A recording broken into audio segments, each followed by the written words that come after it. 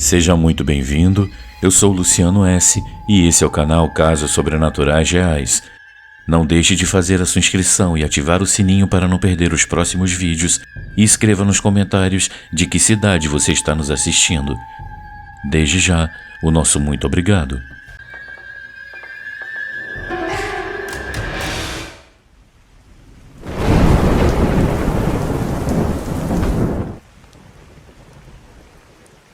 A velha.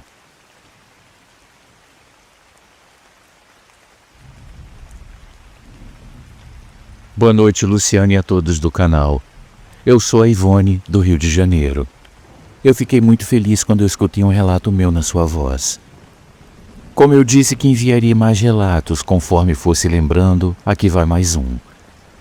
Era um sábado à noite por volta das 8 horas. Eu voltava para casa com minhas duas filhas, a mais nova aninhada no meu colo e a mais velha andando ao meu lado segurando minha mão. O vento soprava frio e o silêncio ao nosso redor era quebrado apenas pelo som dos nossos próprios passos. Quando nos aproximamos de uma encruzilhada, eu, do nada, senti um arrepio no corpo. Uma sensação estranha tomou conta de mim, como se estivéssemos sendo observadas. Foi então que eu vi do outro lado da rua uma figura se aproximando. Luciano era uma velha, de aparência desgrenhada, vestindo um traje cinza sujo e amarrotado. Seus cabelos desgrenhados balançavam ao vento e seu olhar estava fixo em nós de uma maneira perturbadora. Meu instinto maternal aflorou imediatamente. Algo nela não parecia certo. Antes que eu pudesse reagir, ela investiu contra minha filha mais velha com uma velocidade surpreendente para alguém da sua idade. Suas mãos magras e enrugadas agarraram a cabeça da menina e seus dedos, com suas unhas afiadas, tentaram alcançar os seus olhos. O pânico tomou conta de mim. Com a caçula ainda em meus braços, eu usei toda a força que eu pude reunir e empurrei aquela mulher para longe, tentando afastá-la da minha filha. O meu coração batia acelerado e a minha mente girava em desespero. Como alguém poderia atacar uma criança daquela forma? A velha cambaleou para trás, mas sua expressão não era de dor ou de surpresa. Era algo muito pior. Um sorriso torto e macabro se formou em seus lábios rachados e seus olhos brilhavam de uma maneira sobrenatural. Antes que eu pudesse dizer qualquer coisa, ela simplesmente desapareceu. Ela não correu, ela não se escondeu, ela apenas sumiu no ar. Eu fiquei parada por alguns instantes tentando processar o que havia acabado de acontecer. Minha filha mais velha chorava assustada enquanto eu tentava manter a calma por elas. Mesmo sem entender direito o que havíamos acabado de presenciar, eu apressei o passo. Nós precisávamos chegar em casa o mais rápido possível. Por dias aquela imagem não saía da minha cabeça. Aquela mulher, sua expressão, a forma como ela sumiu, algo estava muito errado. Eu perguntei para os vizinhos se alguém conhecia alguma senhora com aquelas características, mas ninguém parecia saber de nada. Eu resolvi então evitar aquela encruzilhada, tomando outro caminho sempre que possível. O tempo passou e aos poucos eu tentei convencer a mim mesmo de que aquilo não passava de um delírio causado pelo medo. Talvez fosse apenas alguma senhora em situação de rua ou alguém com problemas mentais. Qualquer explicação era mais confortável do que aceitar o impossível. Até que aconteceu de novo. Meses depois, eu e minhas filhas voltávamos para casa pelo mesmo caminho. Eu não sei por que eu escolhi aquela rota naquela noite específica, talvez por distração ou descuido. Eu só sei que quando eu me aproximei da encruzilhada, aquele mesmo calafrio tomou conta do meu corpo.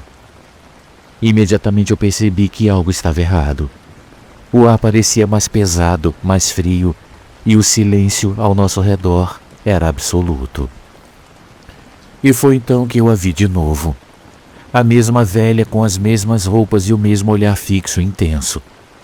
Ela apareceu do nada como se tivesse brotado da escuridão. Dessa vez, porém, eu já sabia o que esperar. Assim que ela avançou em nossa direção, eu usei toda a minha força e a empurrei antes que ela pudesse tocar a minha filha. A velha recuou, mas assim como antes, ela não demonstrava surpresa ou dor. Ela apenas sorriu de maneira horripilante e em um piscar de olhos ela desapareceu outra vez. Eu olhei ao redor tentando encontrar alguma explicação. Não havia para onde ela ter ido. As 4 esquinas ao redor estavam cercadas por muros altos. Nenhuma porta, nenhum portão. E mesmo que houvesse, ninguém conseguiria atravessar tão rápido. Era impossível.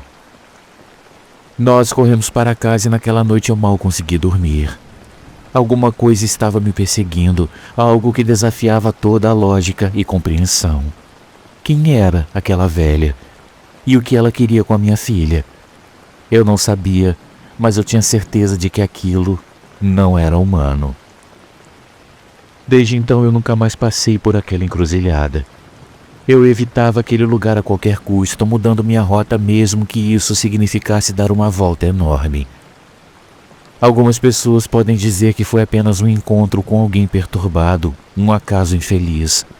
Mas no fundo, eu sei a verdade. Eu vi a forma como ela sumiu, a maneira como seus olhos brilhavam de maneira antinatural. E o mais assustador de tudo, eu sinto até hoje que ela ainda está por perto, esperando sua próxima chance de nos encontrar novamente. Muito obrigado a todos pela atenção.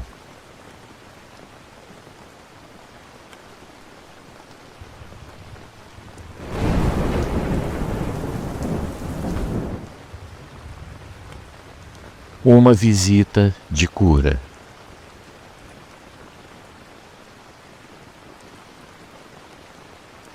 Boa noite, Luciano e amigos.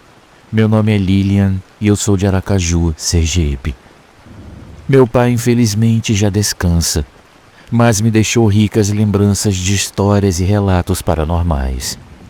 Desde menino ele tinha uma conexão muito forte com o mundo espiritual. O relato que eu vou contar aconteceu em um período muito difícil para a nossa família. Meu pai estava doente. Na época morávamos em uma usina. Ele sentia fortes dores abdominais acompanhadas de febre, náuseas e crises intensas de dor. Minha mãe o levou a médicos em cidades próximas e até na capital, mas nada fazia efeito, nem remédios, nem chás, nem ervas. A cada dia que passava, ele definhava mais e mais. Meu pai costumava dizer que ele sentia dores muito fortes na cabeça e na barriga e que a qualquer momento ele não resistiria. Desesperada, minha mãe recorreu a um senhor que morava na mata. Muitos o chamavam de bruxo ou feiticeiro, mas meu pai dizia que ele era apenas um homem sábio. Minha mãe contou nossa situação e ele a ouviu atentamente antes de dizer que faria uma visita à nossa casa na sexta-feira. Às 3 da manhã, ele disse que ela deveria abrir a porta da casa sem medo, chamá-lo e levá-lo até o quarto onde meu pai estava.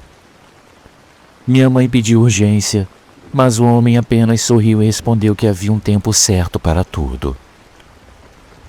A semana se arrastou até a tão esperada madrugada de sexta-feira. Exatamente às 2h59, minha mãe estava diante da porta. Às 3 em ponto, ela a abriu. Um vento forte e frio invadiu a casa, acompanhado de um cheiro intenso de rosas misturado com cera de vela. Embora não visse nada, ela sentiu claramente uma presença cruzando a soleira da porta. Tremendo, mas obediente, ela pediu para que ele entrasse e caminhou para o quarto do meu pai. Assim que a presença entrou no quarto, a porta se fechou sozinha de maneira arrastada e silenciosa. Assustada, minha mãe recuou para o último cômodo da casa e aguardou. Durante algum tempo, ela ouviu apenas o silêncio cortado por gemidos ocasionais de dor do meu pai. Depois, por volta das 5 da manhã, o cheiro desapareceu e o frio intenso que dominava a casa deu lugar à temperatura normal. Minha mãe correu para o quarto e encontrou meu pai dormindo profundamente, como alguém que havia acabado de sair de uma cirurgia. Horas depois, quando despertou, ele olhou para minha mãe e começou a contar o que tinha acontecido. Durante a noite, ele disse que esteve rodeado por várias pessoas. Ele não conseguia vê-las claramente, mas ele sentia a sua presença. Elas realizaram procedimentos estranhos em seu corpo e ele pôde sentir a dor quando essas entidades atravessaram sua pele e puxaram nódulos negros de dentro de sua barriga. A sensação era intensa e assustadora, mas de alguma forma ele confiava que elas estavam ali para ajudá-lo. Meus amigos, no mesmo dia, sua barriga, que antes estava inchada e rígida, voltou ao normal. Ele se alimentou bem, recuperou a força e retornou à rotina como se nunca tivesse estado doente. O mais impressionante, porém, veio depois.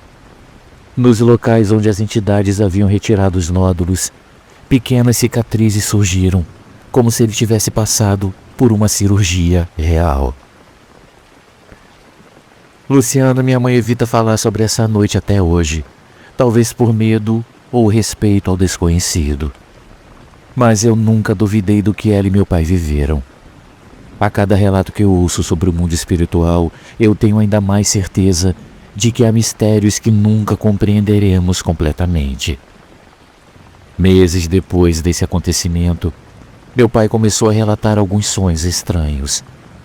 Ele dizia que via um grupo de pessoas de branco que o chamavam pelo nome e o guiavam até um lugar desconhecido. Nesse lugar havia uma sala iluminada, onde ele se deitava em uma espécie de mesa e sentia algo sendo retirado de seu corpo. Sempre que acordava desses sonhos, ele sentia um alívio indescritível, como se estivesse se tornando mais leve. Em uma dessas noites, ele sonhou que o mesmo Senhor da Mata estava ao seu lado, observando tudo. Ele não falava nada, apenas olhava com serenidade. Quando meu pai acordou, sua febre havia desaparecido completamente, e ele nunca mais teve crises de dor como antes. Isso nos fez acreditar que aquele homem não era uma pessoa comum, mas alguém que tinha um conhecimento profundo sobre o mundo espiritual. Minha avó, que era muito religiosa, acreditava que meu pai havia sido curado por espíritos benevolentes enviados para ajudá-lo. Ela dizia que algumas pessoas têm uma conexão tão forte com o outro lado que conseguem ser assistidas diretamente por essas forças invisíveis. Meu pai, por sua vez, não gostava de falar sobre o assunto. Sempre que alguém perguntava, ele dizia apenas que a cura veio no momento certo e que tudo aconteceu como deveria acontecer. Com o tempo, essa história foi sendo contada e recontada entre nossos familiares. Alguns acreditavam firmemente, enquanto outros preferiam não comentar. Minha mãe, apesar de ter testemunhado tudo, evitava falar sobre aquela noite, como se temesse atrair novamente aquela presença misteriosa para a nossa casa. O que aconteceu naquela madrugada permanece um mistério para mim, mas de uma coisa eu tenho certeza. Meu pai foi salvo por algo ou alguém que não conseguimos explicar. Essa experiência nos ensinou que há forças maiores agindo ao nosso redor, mesmo que nem sempre possamos vê-las. Essa é apenas uma das muitas histórias que a minha família carrega. Com o tempo, eu vou enviando mais. Um grande beijo a todos e até uma próxima oportunidade.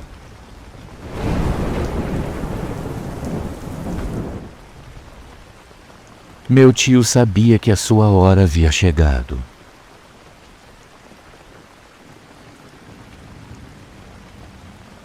Boa noite, Luciano. Espero que esteja tudo bem com você e seus seguidores. Desde muito cedo eu aprendi que a vida e a morte caminham lado a lado. Minha família sempre esteve cercada por acontecimentos que simplesmente não conseguimos explicar. Histórias de presságios, encontros com aqueles que já partiram e sinais do outro lado sempre fizeram parte da nossa trajetória. Mas de todas as histórias que eu ouvi ou vivi, uma em especial me marcou profundamente. Meu tio sempre foi um homem reservado. Ele morava em outra cidade e, apesar de não termos um contato muito próximo, sempre soubemos que ele era uma pessoa de bom coração. Quando soubemos que ele estava doente, a notícia veio como um choque. O diagnóstico era implacável. Os médicos lhe deram apenas 3 meses de vida. A família ficou abalada, mas aceitou a realidade da melhor forma possível. Entretanto, ninguém esperava que a sua despedida fosse tão sobrenatural. No dia seguinte ao falecimento do meu tio, eu recebi uma ligação da esposa dele. Ela parecia calma, mas a sua voz carregava um peso difícil de descrever. Ela queria compartilhar comigo os últimos momentos do marido, talvez para tentar encontrar alguma lógica no que havia acontecido. Ela começou dizendo que na manhã no dia em que ele faleceu, o meu tio a olhou nos olhos e disse com a certeza de quem sabe o que está por vir: "Hoje é o meu dia. Quando você for almoçar, não vai mais me encontrar vivo." A minha tia tentou brincar com a situação, achando que aquilo era apenas um desabafo pessimista, uma forma de expressar o medo que ele sentia. Ela sorriu e respondeu: "Então eu não vou almoçar. Pronto, eu vou ficar aqui com você o tempo todo." Meu tio sorriu de volta, mas manteve a expressão séria. Então minha tia perguntou: "Como você sabe que vai morrer hoje?" E o que ele respondeu fez com que ela sentisse um arrepio profundo na espinha. "A tia Leonor está aqui. Ela me disse. Ela só está esperando você sair para me levar." Minha tia Leonor havia falecido há muitos anos, em 1991. Ela era uma figura querida na família, alguém que sempre ajudava os outros e que mesmo depois de sua partida, era lembrada com muito carinho. Mas a ideia de que ela estivesse ali esperando para buscar o meu tio era algo assustador e reconfortante ao mesmo tempo. Assustada, minha tia decidiu que não sairia do lado dele de jeito nenhum. Passaram-se horas e ela permaneceu firme segurando a sua mão, conversando com ele e tentando afastar aquele pensamento estranho. Mas, como se o destino já estivesse selado, aconteceu. A enfermeira entrou no quarto e chamou minha tia. O médico queria falar sobre o estado do meu tio, provavelmente para dar orientações sobre os cuidados ou para informar que o momento final estava se aproximando. Relutante, mas sem escolha, minha tia se afastou por alguns minutos. Quando voltou, ela encontrou meu tio sem vida. A sensação que ela descreveu foi aterrorizante e, ao mesmo tempo, serena. Não havia sinais de sofrimento. Ele simplesmente tinha partido, como se estivesse cumprindo um destino já traçado. Para ela e para todos nós da família, não restavam dúvidas. A tia Leonor realmente veio buscar o meu tio, como ele havia anunciado. Essa história mexeu muito comigo. Quantas vezes ouvimos relatos de pessoas que nos últimos momentos de vida enxergam entes queridos já falecidos? Quantos casos parecidos existem e por que ninguém consegue explicá-los? Será que no momento final recebemos uma visita para nos guiar para o outro lado? A minha família tem muitas histórias como essa, e cada uma delas me faz refletir sobre a vida e a morte de uma forma diferente. Meu pai sabia que a sua hora tinha chegado. Ele não demonstrou medo, apenas aceitação. Ele sabia que não partiria sozinho. E eu? Será que quando chegar a minha vez, alguém virá me buscar também? Essa dúvida me acompanha desde então. Mas de uma coisa eu tenho certeza: há muito mais entre a vida e a morte do que podemos compreender.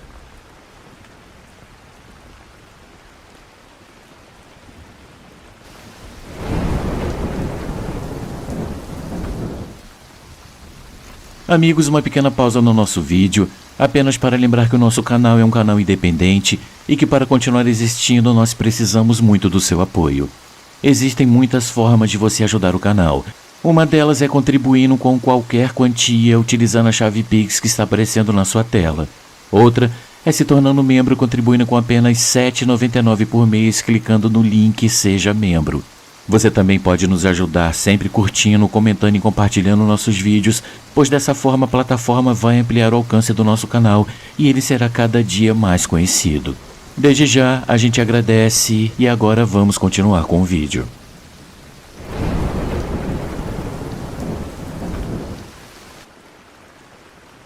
O Homem das Correntes.